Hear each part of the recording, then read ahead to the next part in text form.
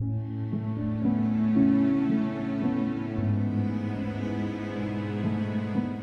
and welcome to the Sussex Prairie Gardens here in West Sussex, one of the local gardens that I absolutely love to come and visit.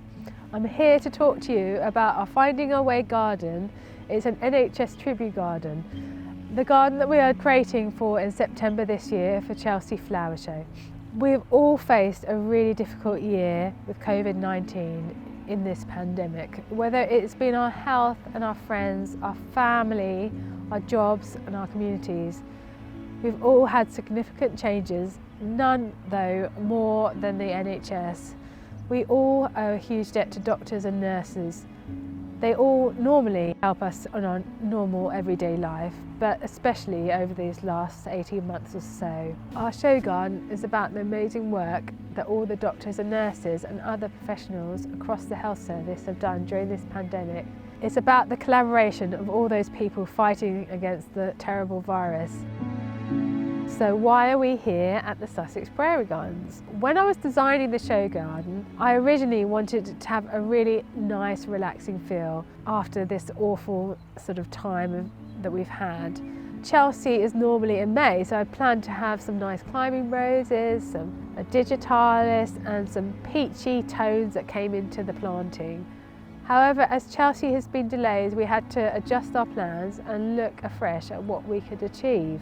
In May, you have lots of fresh green colours, but in September, it's a very different planting palette of plants. So I'm looking to bring softness into the garden by using grasses. Grasses are great, they sway and they rustle in the wind and they are tactile.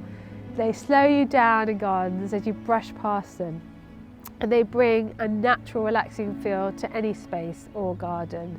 In this show garden, we are going to interplant them with perennials as well, that hopefully will bring some seasonal colour and interest as well. Here at the Sussex Prairie Gardens, they do this so well. It's a large-scale garden compared to our tiny garden, but we will use similar elements within the planting on a much smaller scale though. Interestingly, at this time of the year, you can see the grasses have been cut right back down to the ground, and so have the perennials.